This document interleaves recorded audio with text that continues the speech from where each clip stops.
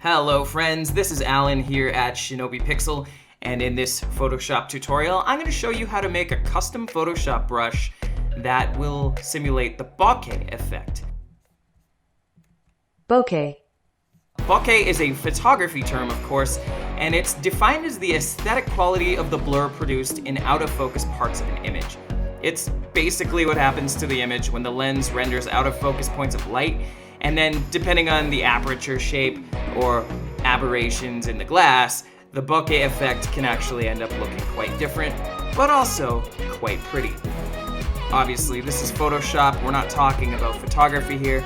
We're talking about how to produce this digitally, and it's really quick and easy. So let's jump right in. Alright, so the first thing we're going to do is we're going to define a new brush, and to do that we want to create a new canvas. So in my File menu, we'll go File, New, and I'm going to create a new 1500 by 1500 pixel document. And that will be, of course, a square. And a square aspect ratio is what we want because we're going to define an elliptical brush. And how do we do that? We're going to go to the Ellipse tool, which you can find here on the toolbar. And I'm just going to select that. Once you've selected that, you can set your fill colors and you can set your stroke and everything. So I'm just going to make this a black circle. Black fill, black stroke. And the really important thing is that your stroke is 25 pixels and it's a solid line. Once you've got that, you can take your mouse and just drag a circle, or an ellipse rather, onto your canvas. Now you can see here, my ellipse is not a perfect circle. And if I want that, of course, I just have to press and hold the Shift button. And I'm gonna try and drag it as close to the edges as I can. Now, obviously I didn't do a great job. So what am I gonna do? I'm gonna go grab my Move tool. I'm gonna hit Control or Command A. And that is going to make a selection of my entire canvas. And then from there, these buttons up top are gonna help me to just align this properly. So this button here aligns the horizontal, and this button here aligns the vertical centers. And now you can see that my ellipse is perfectly situated in the middle of my canvas here. Now obviously it's a black circle, and that's kind of what we're after, but I don't want it to be fully solid black. I need it to be semi-transparent while still maintaining that outer edge. So what do? I select my ellipse layer and I go over to this fill slider, and I'm just gonna drag this slider down to, let's say, 65%. Okay, and now what you see here, I've got a semi-transparent middle part of that ellipse, and of course the outer edge is still black, and if I hide my background layer, you'll be able to see that those pixels are in fact semi-transparent. Alright, so with my ellipse layer selected, the next thing we're going to do is define the brush, and we do that by going into the Edit menu and selecting Define Brush Preset. Now I like to name things. Naming things is always good. So we're gonna call this Bokeh. Bokeh. And I'm going to just in brackets put 1500 because of course we are pretty close to 1500 pixels by 1500 pixels. So I'll hit OK. And now I've defined my bokeh brush. So we can close this PSD. We don't need it anymore. Don't need to save it. Bye. And then what I've got here is a fresh composition, and this is where we're going to start messing with our predefined brush settings to make it more bokeh-like. So you can press F5 on your keyboard or go to the Windows menu and down to Brush Settings.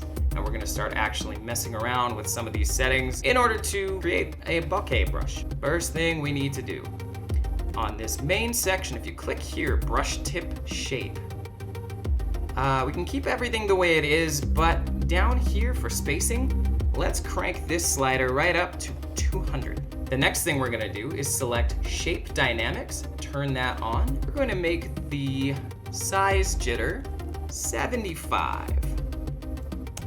And then everything else we can just leave zeroed out. That should be okay. We want circles and we don't need to worry about angles and tilts and things like that. So 75 for your size jitter. The next thing is scattering, and this is where things get a little squirrely. The first thing we want to do is select both axes. What this will do is you can see here in the preview window, it will randomize where our little circle appears. So for this setting, I'm just going to set the scatter to about 350. That should be okay. Now this control should be set to fade. And we're going to make it, 25 is a little high. Let's make it 10. Okay, count we'll put at 2. And then the count jitter, we're going to bring up to about 15. And then our control, again, will be fade and 1. And that setting looks okay to me. Now, all the rest of this stuff we don't have to worry about until we get down to transfer. And here with transfer, we just want to change the opacity to 70% and our flow to 70%. And you can see right here in our little preview window, now there's a little bit of a differential between the semi-transparent pixels that are going to show up here. And that is it for our brush settings, so you can go ahead and close that window. Alright, so now that we have our brush settings dialed in, it's time to actually apply them to our canvas. So as you can see here, I've just got a blurred out background. It's very colorful and pretty. And if you want to learn how to make one of these, I actually did a tutorial on this previously, how to make a editable, scalable, blurry background. You can go and check that out. I will leave a link. But otherwise, you can use any background you'd like. So the first thing we're going to do is create a brand new layer. And we're going to call this one background. We're going to paint our bokeh effect on, but you'll notice my brush color right now is black and bokeh is supposed to be representing light. So we need to change that. In this case, because my background color is white, I can either press X to invert that, or I can play with this little arrow here by clicking, or of course I can click inside that color and select it. However you want to do that. All you need to know is we're painting with a white brush, and I'm going to resize my brush. Probably, let's make it 400. 400 is good. Okay, my background layer also needs to have its opacity changed. I'm gonna set the opacity down to 50%. Do that down there, and now I'm gonna start painting. And by painting, I really mean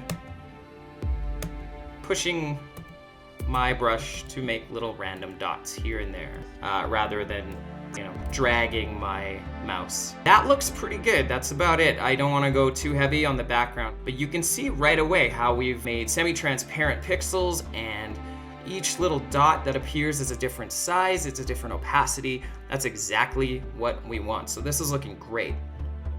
The next thing we're going to do is create a new layer, and we're going to call this one middle. We're going to do the same thing, but first we're going to make a couple of changes to our settings. Our brush needs to be reduced in size. I'm going to make this one around 200 pixels across, and I'm also going to change the opacity to, let's make it about 75%. And then same thing, we're going to paint our canvas and put some dots in random places here.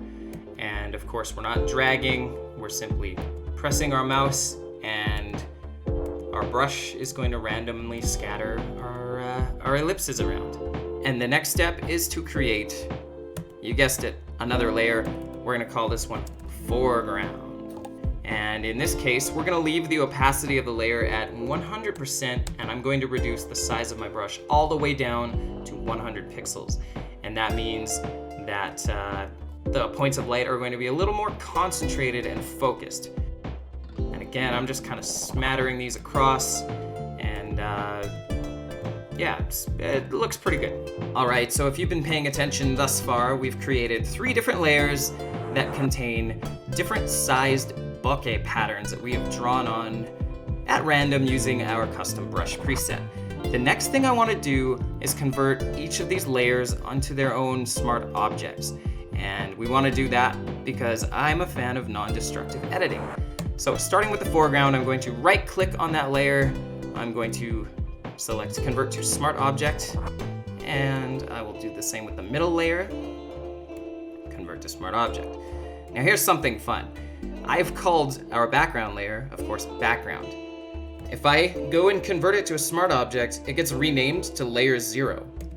So we'll want to be watchful of that, and we will just name it background again.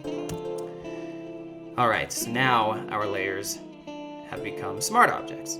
Our next step is going to be to apply some filters. And when you apply a filter to a smart object, you can actually go back and tweak the parameters if you're not happy with them, and it doesn't do any permanent damage to the layers themselves. Whereas if we didn't convert them to a smart object and we just started applying blurs to them, we wouldn't be able to go back and tweak them. We would have to either undo them in our history and repeat it, or scrap that layer and start over. So working with smart objects is always a good idea for non-destructive editing purposes. Our next step is going to be to apply the filter. So with your background layer selected, head on up to the filters menu. We're gonna go over to blur and Gaussian blur. All right, so you can see my slider changes the background as I move it up and down. One thing we should note here before I get any further, I'm not working on a very large canvas. I'm basically doing this for demonstration purposes so you guys can see what I'm up to. My numbers here are gonna be completely subjective based on how big this canvas is. So if you're working on something that's a higher resolution or a larger size, these numbers may not apply. So my suggestion is just to go with something that you feel looks good and suits the composition you're working on. So in my case, I'm gonna slide this guy up to, let's make it an even 15 pixels. I'm gonna hit OK. I'm gonna repeat the same process again with my middle layer selected. So I'll go up to Filter, Blur, Gaussian Blur, and we're gonna actually reduce the amount of blur in this case by quite a bit. I'm gonna take it down to probably 6. Yeah, that looks pretty good. I will hit OK. And then lastly, the same thing to our foreground layer.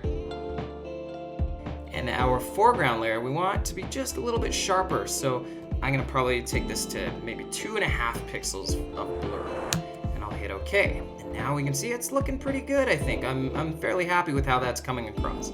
If you want to go back and tweak the amount of blur to each layer, it's really easy to do because we've created smart objects out of our bokeh layers. So, for example, there's a little toggle button kind of to the far right of your layer.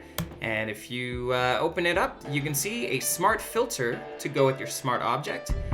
And we've got a Gaussian blur. So if you double click on the word Gaussian blur, it brings back up that effect menu and you can go in and make changes to your heart's content. Our next step is going to be to change the blending modes on the layer just to make it look a little bit more natural. We're going to select our background layer first, and in your layers menu where it says normal, that drop down gives us a whole lot of different options for layer blending modes. There are way too many to cover in this tutorial. That'll be something for next time. But what we want to select is overlay. And when you click that, you can see what happens right away to our background.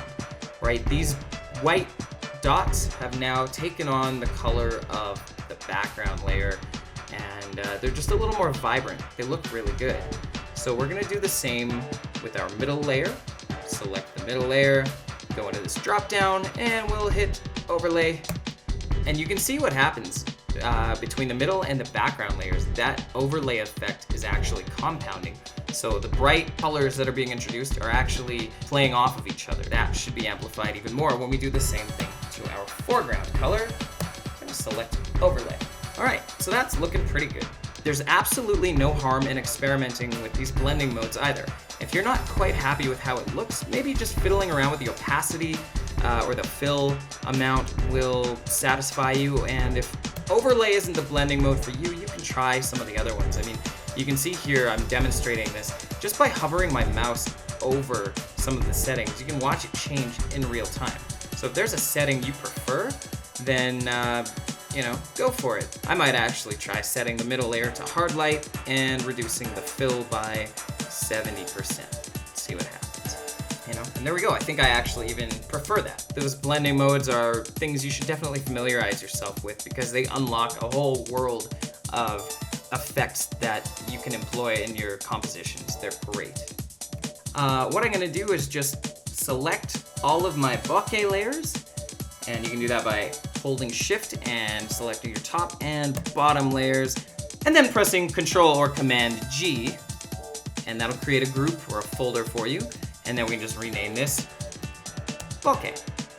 And that way everything's nice and self-contained, and we can always go back and make changes as we see fit, because of course we are employing non-destructive editing techniques, and that is best practice. So to recap, we have thus far learned how to define a new brush and mess around with some of the settings of that brush. But I should probably show you how to save those settings too, so that you can apply them again and again in the future. So let's bring up our brush menu. Once again, you can go to Windows, and actually it's gonna be the brush settings menu. You can also hit F5, or it's this little icon up here. We wanna keep all of the settings we applied to our new bokeh brush so that we can use it again in the future, right? There's the shape dynamics, the scattering, all the transferring, all of these sliders we messed with. If we're happy with how that looks, we want to make sure that that is available again, so that the next time we open up Photoshop, that brush and its settings are available to us. So how do we do that? We go over to this little menu up here. It's got a few different horizontal lines. Click that and select New Brush Preset. I'm gonna uncheck the Remember Brush Preset Size, and I'm just gonna go ahead and rename this. And now, if we close Photoshop, that setting should still be available. Let's try that. All right, so I've started Photoshop back up, and as you can see in my brush menu, it has saved our brush with all the settings we want, which is awesome. So I can now use this brush anytime I want on any composition I want. And to prove that point, I have prepared another graphic for us. So what I've done is I've created a layered image. I've got a foreground and a background. My foreground subject matter is separate from the background, and it is my goal to apply some bokeh in behind of her to kind of bring this blurry background to life and just give it a bit more, I don't know, dynamic interest, I suppose. So let's do the same thing we did before. We're gonna start off by creating a brand new layer in behind her, and we will call it background. This time I'm just gonna actually call it BG Bokeh. Because this is our background bokeh layer, I want a larger brush. And again, remember, we're not gonna drag our mouse. We're going to make little dots. Now this is a cityscape, so my methodology is going to be a little bit different from the previous image we were working on before. Presumably, the stuff further in the background is going to be blurred out a little more than the stuff in the foreground. So higher up in this composition, that's where the tall buildings in the distance are, and that's where I'm gonna keep my background bokeh effect. So that's about as much as I'm gonna do for the background layer. And I'm actually going to change around my order of operations here in this case. I'm gonna actually convert this layer into a smart object first. And then I'll take down the opacity, which I probably should have done previously, if I'm being honest with you, but I just got so excited about recording a new tutorial that I didn't do that, but that's okay. So our bokeh is now 40%, and I'm going to set it to overlay.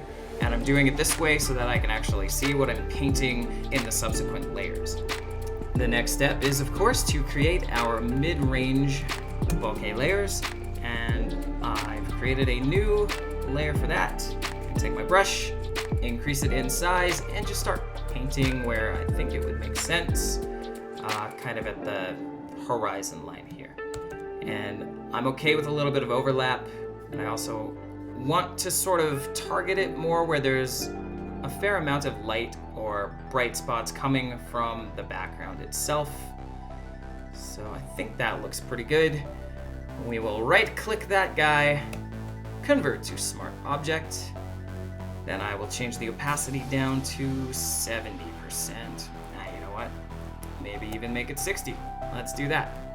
60%. And again, I will set the blending mode to overlay. And that's looking pretty good to me. And lastly, we're going to create our foreground layer. And And in this case, I'm gonna use a very small brush this time, about 50 pixels in diameter. And I'm not going to paint too much because based on the background image here, there's not a lot of evident light sources. So maybe there's some traffic in here. So I'm gonna paint down in this area, and maybe up here there's like a couple of different spots up there. Maybe in behind her directly, down here, over here, and a couple more down here perhaps. But that's about it. I don't think I want to get too crazy with this one in this case because very bright lights just don't make sense for this graphic. So the next step is to convert this layer into a smart object as well. I think I'll just keep the opacity at 100% for our foreground, and we will take it and set it to overlay. So that's looking pretty good. What we're missing, of course, is adding our blurs to the image. So let's go ahead and do that. I'm gonna start with a background layer. Just zoom in here.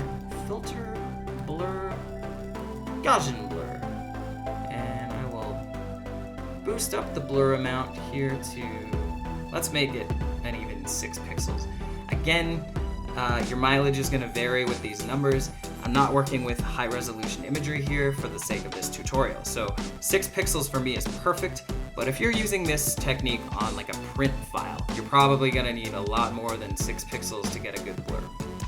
We will apply a blur to our midfield. And I'm gonna take this down to, I kinda liked how that looked at 3.5. So let's do that. And lastly, our foreground is gonna need some blur. I don't want this to be too sharp in this case because those light sources are still kind of far away from the camera. So let's go with 2.5. I think that's a good number for this. And yeah, I think that kind of came together pretty well. So I'm just gonna group these layers by selecting foreground, holding shift, pressing background, hitting Command or Control G to create a group, and renaming this to Bokeh. And then I can show and hide. You can see the before and after. So just playing with some light specks there, and I think it kind of makes the image a little bit more visually interesting. And I mean, you can be as conservative with this technique as you want, or you can just apply it willy-nilly. Whatever you want to do, whatever you think looks the best for your image, it's all fair game. You can experiment, and the best part is the way I've shown you how to do this stuff, it's all non-destructive editing. So you can go back in and make changes without destroying your entire composition and tweak it to make it just right for whatever you're trying to accomplish here. All right, my friends, so that is the tutorial. Let's recap what we learned real quick. We've learned how to define a brand new brush using an ellipse. We've learned how to modify the brush presets so that we can adjust the scattering and the shape dynamics and the transfer. We've learned how to effectively paint with light thanks to the overlay blending mode.